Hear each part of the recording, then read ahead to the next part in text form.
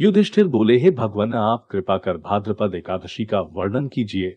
भगवान बोले, हे युधिष्ठिर, इस एकादशी का व्रत करने और अजा एकादशी व्रत कथा सुनने से सब पाप छूटकर दूर होते हैं और वह अंत में सदगति को प्राप्त होता है। यह भाद्रपद मास के कृष्ण पक्ष की एकादशी है। इसे अजा एकादशी या कृष्ण एकादशी कहते हैं। इस दिन अजा एकादशी का व्रत किया जाता है और अजा एकादशी व्रत की कथा सुनी जाती है। इस व्रत को करने से पूर्व जन्म की सभी बाधाएं दूर हो जाती है। यह व्रत निराहार रहकर या अल्पाहार लेकर व्रत किया जाता है। बहुत समय पहले एक दानी और सत्यवादी राजा हरिश्चंद्र राज करते थे। राजा हरिश्चंद्र इतने प्रसिद्ध सत्यवादी और धर्मात्मा थे कि उनकी कीर्ति से देवताओं के राजा इंद्र को भी चिंता होने लगी। इंद्र ने महर्षि विश्वामित्र को हरिश्चंद्र की परीक्षा लेने के लिए उकसाया। इंद्र के कहने से महर्षि विश्वामित्र जी ने राजा हरिश्चंद्र को योग बल से ऐसा स्वप्न दिखलाया कि राजा स्वप्न में ऋषि को सब राज्य दान कर रहे हैं। दूसरे दिन महर्षि विश्वामित्र अयोध्या आए और अपना राज्य मांगने लगे।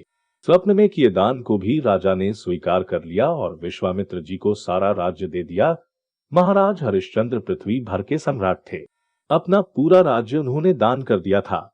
अब दान की हुई भूमि में रहना उचित न समझकर स्त्री तथा पुत्र के साथ वे काशी आ गए, क्योंकि पुराणों में यह वर्णन है कि काशी भगवान शंकर के त्रिशूल पर बसी है। वह पृथ्वी में होने पर भी पृथ्वी से अलग मानी जाती है। अयोध्या से जब राजा हरिश्चंद्र जब चलने लगे तब विश्वामित्र जी ने कहा, जब तब दान आदि बिना दक्षिणा दिए सफल नहीं होते। तुमने इतना बड़ा राज्य दिया है तो उसकी दक्षिणा में 1000 सोने की मोहरें और दो। राजा हरिश्चंद्र के पास अब धन कहाँ था। राज्य दान करने के साथ राज्य का सब धन तो अपने आप दान हो चुका था। ऋषि से दक्षिणा देने के लिए 1 महीने का समय लेकर वे काशी आए। काशी में उन्होंने अपनी पत्नी रानी शैव्या को एक ब्राह्मण के हाथ बेच दिया। राजकुमार रोहिताश छोटा बालक था। प्रार्थना करने पर ब्राह्मण ने उसे अपनी माता के साथ रहने की आज्ञा दे दी। स्वयं अपने को राजा हरिश्चंद्र ने एक चांडाल के हाथ बेच दिया और इस प्रकार ऋषि विश्वामित्र को 1000 मोहरें दक्षिणा में दी। महारानी शैव्या अब ब्राह्मण के घर में दासी का काम करने लगी। चांडाल के सेवक होकर राजा हरिश्चंद्र श्मशान घाट की चौकीदारी करने लगे। वहां जो मुर्दे जलाने के लिए लाए जाते उनसे कर लेकर तब उन्हें जलाने देने का काम चांडाल ने उन्हें सौंपा था।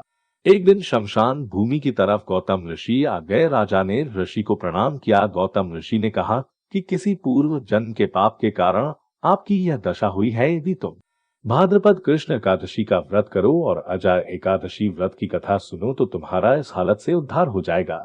राजा ने ऋषि की बात मानकर अजा एकादशी का व्रत करने लगे। एक दिन राजकुमार रोहिताश ब्राह्मण की पूजा के लिए फूल चुन रहा था कि उसे सांप ने काट लिया। सांप का विष फैल गया और रोहिताश मरकर भूमि पर गिर पड़ा। उसकी माता महारानी शैव्या को न कोई धीरज बंधाने वाला था और न उनके पुत्र की देह श्मशान पहुंचाने वाला था। वह रोती बिलखती पुत्र की देह को हाथों पर उठाए अकेली रात के समय में श्मशान पहुंची। वह पुत्र की देह को जलाने जा रही थी कि हरिश्चंद्र वहां आ गए और मरघट का कर मांगने लगे। बेचारी रानी के पास तो पुत्र की देह ढकने को कफन तक नहीं था। उन्होंने राजा को स्वर से पहचान लिया और गिड़गिड़ा कर कहने लगी, महाराज, ये तो आपका ही पुत्र है जो मरा पड़ा है। मेरे पास कर देने के लिए कुछ नहीं है। राजा हरिश्चंद्र को बड़ा दुख हुआ, किंतु वे अपने धर्म पर स्थिर बने रहे। उन्होंने कहा, रानी, मैं यहाँ चांडाल का सेवक हूँ। मेरे स्वामी ने मुझे कह रखा है कि बिना कर दिए कोई यहाँ मुर्दा न जला पावे। मैं अपने धर्म को नहीं छोड़ सकता। तुम मुझे कुछ कर देकर पुत्र की देह को जलाओ।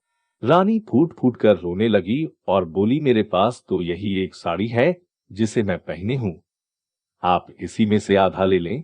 जैसे ही रानी अपनी साड़ी फाड़ने चली वैसे ही वहां भगवान नारायण, इंद्र, धर्मराज आदि देवता और महर्षि विश्वामित्र प्रकट हो गए। महर्षि विश्वामित्र ने बताया कि कुमार रोहित मरा नहीं है। यह सब तो ऋषि ने योग माया से दिखलाया था। राजा हरिश्चंद्र को खरीदने वाले चांडाल के रूप में साक्षात धर्मराज थे। सत्य साक्षात नारायण का स्वरूप है।